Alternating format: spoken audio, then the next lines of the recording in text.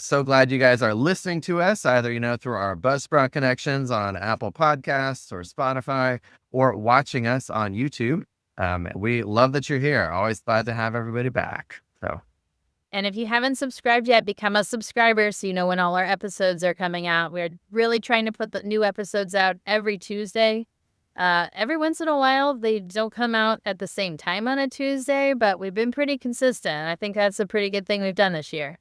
yeah, that has been our goal for 2026 is consistency. New episodes drop every week, every Tuesday. Hopefully helpful content for you. And if you have questions or ideas for another topic or content that we should talk about, definitely let us know in the comments on YouTube or send us an email at Sleep Takeout. You can always reach to us at sleeptakeout.com, and we will do our best to kind of get back with an answer for you on the podcast. So, yes, we're glad to have you guys with us. And Michelle, today we're going to talk about an interesting kind of concept that's come up, which is we're talking about, I've had some newer clients that have come through where they have sleep apnea, but the sleep apnea is not because they're, living with excess body weight or there's extra, tissue. It has to do with the architecture of their throat, even for people that have a BMI that is in the healthy, weight range.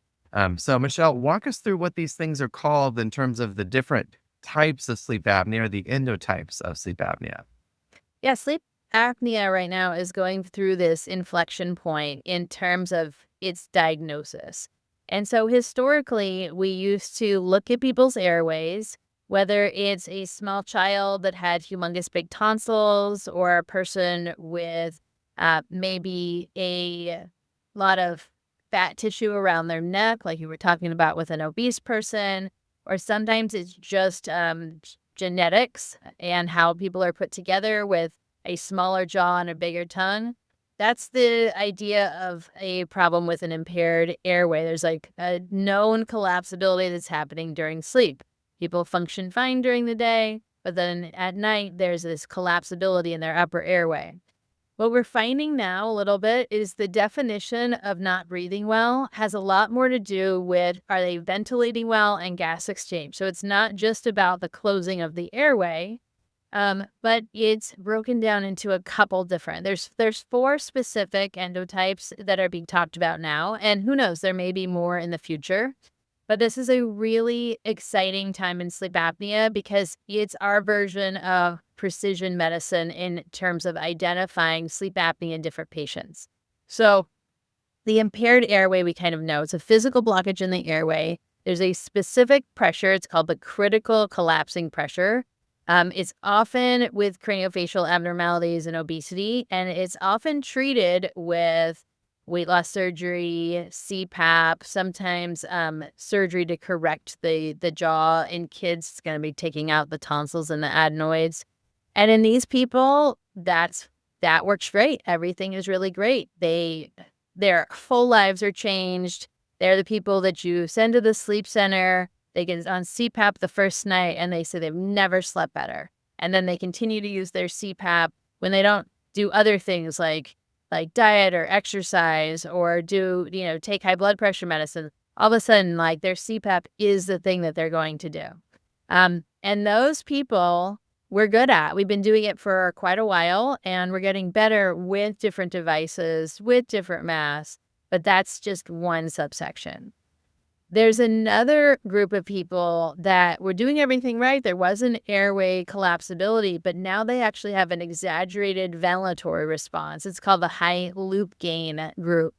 And these people are oversensitive to the chemical drive to breathe. And so they have these big swings in their respiratory cycles. So if they are having small changes in their CO2 level, their body like overreacts to it. And so it kind of like tries to overbreathe them. So these people, they have the airway collapsibility, but if there's any change that happens, and that could be as simple as changing your body position, or it could be something as simple as the sleep stages that you go to where we have more muscle relax, these people constantly wake themselves up. And they're hard to treat because on paper, their devices look great on their sleep study after a surgery. Things look great, but they keep waking themselves up.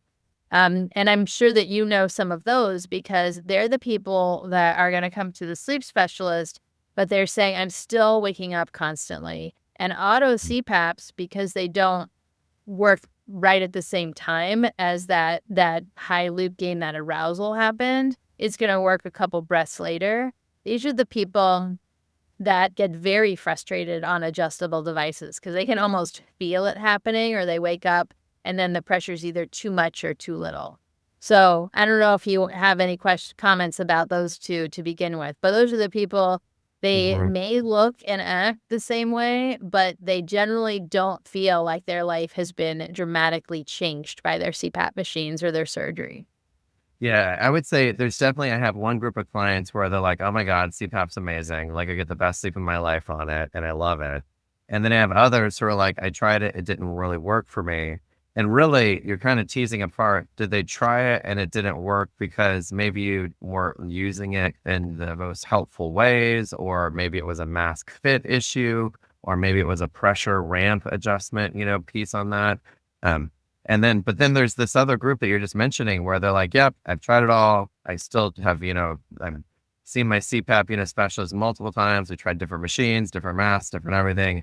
It still doesn't work for me. And usually those clients typically, in my experience, have tried other things after that. They've tried, the Inspire device. They've tried, the mouth kind of guard from, from your dental professional that you can get. And usually they're still not getting necessarily relief from the apnea episodes. Well, that leads us to the third group, because these are the low muscle responsiveness. So there's the loop gain group, where it's just anything that changes in there in terms of the airway affecting their CO2. And these low muscle responsiveness, they may need combinations of treatments. So the dilator muscles, like the tongue muscle and the neck muscles, they actually are not able to compensate for the amount of narrowing. So they get incomplete responses to things that should fully respond to them. And it's not just about the gas exchange. It's literally, they only get a partial response. So those Inspire patients may need something to help them get more air flow through their nose. And it might be something as simple as breathing techniques, or a little strip of mouth tape that's in there. It may be a breathe right strip. But the people with the CPAP also, maybe it's a structure issue. So the tongue is still sliding backwards. There's a lot of people that have full face masks, and it actually is pushing the tongue and the jaw backwards, because if they don't tighten it so much, they will have more of this leak. So this is that low muscle responsiveness. So I would say it's probably in between the first two endotypes that we talked about, because there's a big spectrum over all of this. And these people generally, again, don't feel as well rested as you mentioned. Yeah. But the important one is what you're bringing up, is about people that have incidentally noticed sleep apnea.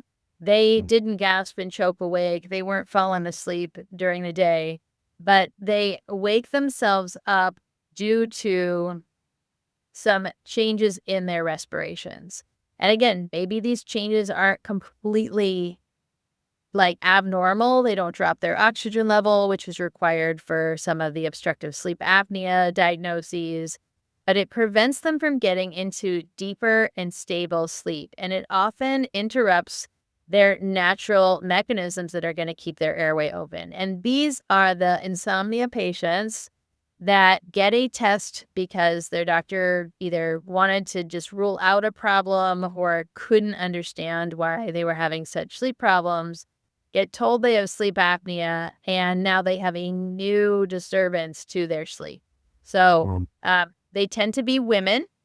They tend to be older, meaning postmenopausal women. Right. They tend to have a more anxious or a type A personality in general. It's not required, but they tend to have a arousal threshold that's lower for other things. So these people actually do phenomenally well with treating with breathing mechanisms and assurance, believe it or not, because you have to untrain the arousal component to it. So let's say it wasn't about sleep. Let's give another example. Let's say the example was every time they hear a noise, they tense their body. So Mhm. you provide some desensitization to whatever the trigger is. And so if the trigger is the wake ups, then we teach what they're supposed to do when they wake up. But we teach that by doing it while they're awake and while they're trying to relax and go to sleep. And I Mhm. think there's a lot of potential for people that are on medications to fix this. So specifically the sleep medicines that, hey, I don't sleep unless I have this. There's a good potential to work on improving their quality of sleep by decreasing the amount of medications because we're addressing what that arousal component has to do with it. So Yeah. I'm excited for the sleep psychology world because as we try to get these older people off of medications, their sleep quality is going to go way up and their health improvement is going to go way up. Yeah, I mean, Michelle, what you're referencing, it's a behavioral conditioning, and it's the learning that your brain does outside of your conscious awareness. Because, not to dive too deep in the neuroscience of this stuff, because we don't want to lose our listeners, but to simplify it, there's what your brain tells you that you're consciously aware of, and then there's all the other information that your brain 100% picks up on, but it doesn't make it into your kind of conscious awareness. And anytime there's a perception of something, whether that perception is, tension, irritation, frustration, danger, all those things, you know, it, I had this conversation with a client, earlier last week of like, they're like, well, I don't feel like I'm in danger. I don't feel like I'm anxious. And I'm like, yep, I understand that. But it sounds like there's somewhere where you're perceiving a tension or a reaction to something that is above baseline for you.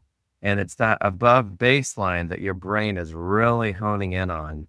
And Yeah. that sounds kind of like what you're describing here. Yeah. So Mhm. in some patients, what I will actually have them do is wear the CPAP not for sleep, but I have them wear it while they're awake.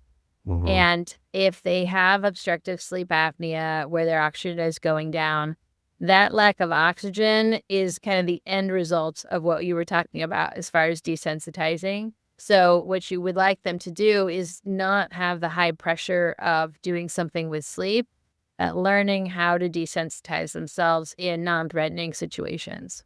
Mhm. Yeah, absolutely. Fascinating. Some of this is really exciting, and some of it is frustrating because in many cases we have to do what our insurance allows us to do.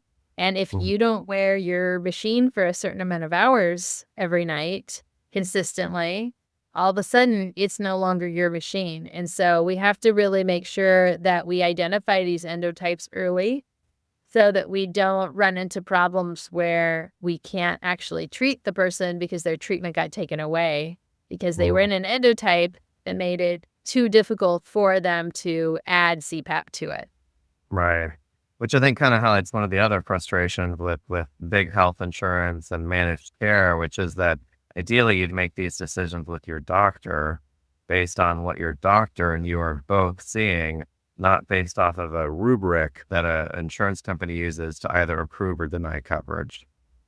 But So, to the sleep takeout community, we're just letting you know there are maybe reasons why you don't feel like your neighbor felt when they got put on CPAP mhm, because the paradigm is changing and we're understanding that not everybody is going to react to everything the same way, even though the treatment may be very helpful for you. mhm, So, do understand there's different treatments, but they also understand that you're going into it different than maybe another person is. So, yeah, be very graceful with yourself.